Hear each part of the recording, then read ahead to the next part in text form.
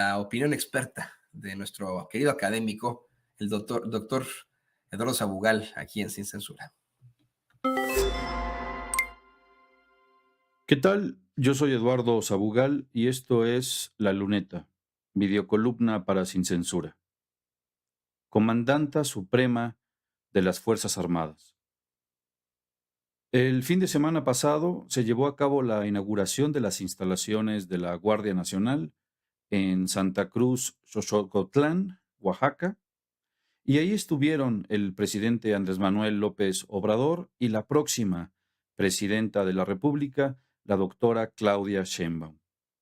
La Guardia Nacional se creó para procurar la justicia y la paz de todas las y los mexicanos.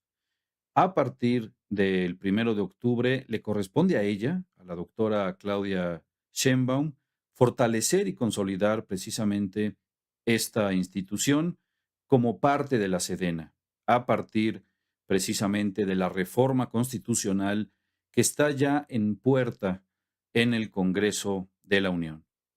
Y eso lo refrendó precisamente el domingo pasado la doctora Claudia Sheinbaum. Cabe destacar que la Guardia Nacional cuenta ya con la confianza y la aprobación del pueblo de México, confianza y aprobación de la mayoría del pueblo, conseguida en tan solo 5 años. La doctora Sheinbaum aprovechó para agradecer al almirante secretario José Rafael Ojeda y al general secretario Luis Crescencio Sandoval por todo el apoyo que han brindado para la Guardia Nacional y deseo también larga vida a esta institución.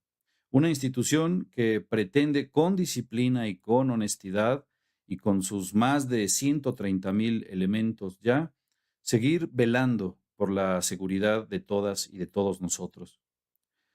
2 días antes, el viernes 21 de junio, durante la supervisión del corredor interoceánico del Istmo de Tehuantepec, ocurrió algo protocolar y hasta cierto punto normal, y sin embargo, a la mayoría de los que lo escuchamos, nos pareció algo insólito, algo digno de mencionar, de subrayar y de recordar, incluso yo diría de atesorar por su envergadura histórica. Por primera vez, en un evento público y en voz de uno de los integrantes de nuestras Fuerzas Armadas, se escuchó el nombramiento de futura Comandanta Suprema de las Fuerzas Armadas de México, para referirse a la doctora Claudia Sheinbaum Pardo.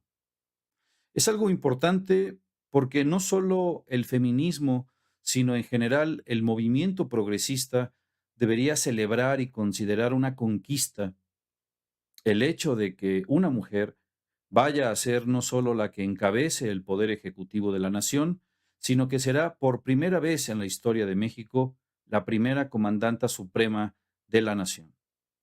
Es un acontecimiento histórico, solo comparable al hecho de haber tenido un primer presidente indígena como Benito Juárez. El 17 de octubre de 1953 se promulgó en México la reforma constitucional para que las mexicanas gozaran de la ciudadanía plena y pudieran votar. Y 2 años después, el 3 de julio de 1955, para ser exactos, hace 69 años, las mujeres de nuestro país pudieron votar por primera vez en una elección federal. Desde aquella conquista social, acontecida hace casi 70 años, las mujeres poco a poco fueron teniendo cada vez más protagonismo en las luchas políticas y teniendo un paralelismo representacional en la esfera política de lo que venían haciendo desde siglos atrás respecto a las luchas sociales y por la defensa de los derechos civiles. No es un asunto menor escuchar que tendremos una comandanta suprema de las Fuerzas Armadas. Es un botón de muestra de lo que puede lograr una verdadera transformación. Ni siquiera un país como Estados Unidos de Norteamérica, que se dice campeón de las libertades y la democracia, han tenido nunca una mujer en la presidencia y mucho menos al mando de las Fuerzas Armadas. Desde el 2018 hemos visto la aceleración de la historia.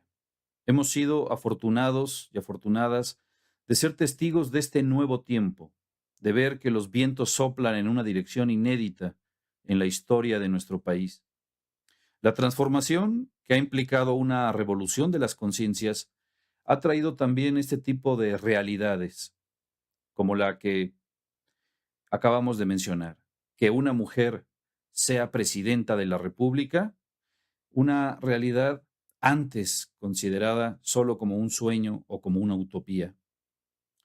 Que en un país machista y sexista se dé esta nueva realidad, que las Fuerzas Armadas tengan una comandanta suprema, habla de la victoria que ha significado el gobierno de la Cuarta Transformación sobre el conservadurismo y la derecha de nuestro país. En este evento del viernes, cuando se le nombró así, futura comandanta suprema de las Fuerzas Armadas, la gente aplaudió espontáneamente. Incluso el presidente Andrés Manuel López Obrador se vio conmovido, alegre, celebrando también ese reconocimiento, tomando nota de la importancia histórica que eso significará para México. Angela Davis, un referente político en la lucha de las mujeres en todo el mundo, que le tocó vivir o padecer un chauvinismo masculino en Norteamérica, y cuyo activismo nunca consistió en el heroísmo individual, sino que radicaba en tomar un posicionamiento público con su pueblo, decía que el verdadero trabajo revolucionario consistía en llevar a cabo un esfuerzo persistente y metódico, canalizado por una organización, junto con otros revolucionarios, para tratar de organizar a las masas para la acción. Y eso es lo que ha hecho, me parece, la doctora Sheinbaum: organizarse metódicamente como buena científica y organizar al pueblo para la acción, desde la militancia de base, desde su participación en la construcción del Movimiento de Regeneración Nacional, después en la consolidación de ese movimiento en un partido político, después en su participación en el gobierno transformador de la Ciudad de México, una tarea nada fácil, y ahora, finalmente, tendrá una tarea suprema desde la silla presidencial y desde la comandancia de las Fuerzas Armadas. Tendrá el gran reto y la gran responsabilidad de profundizar la cuarta transformación, de mantener a raya a las fuerzas que buscan a como dé lugar la restauración del viejo régimen de corrupción y, sobre todo, seguir transformando con T mayúscula la realidad social, económica y cultural de nuestro país. Un momento histórico para todas y todos, pero principalmente para las mujeres mexicanas. Qué interesante lo que nos plantea el doctor Eduardo Sabugal. Y mire, estoy leyendo los comentarios, la molestia que existe por una letra, una palabra, pero específicamente una letra. Cambiar la E por la A, comandante a comandanta. Que es la misma controversia de siempre que hace que nos mienten la madre por eh, pensar en un lenguaje inclusivo y etcétera. Son palabras, hombre, ¿no? Es lo que quiero decir a usted. Son palabras, son letras. No dejemos que nos molesten las palabras o las letras, ¿no? No dejemos que nos moleste una letra, pues, ¿no? No dejemos que nos toque eso, ¿no? Al contrario, qué bueno que podamos pensar en eso, en juezas, en comandantas, en presidentas, en ministras.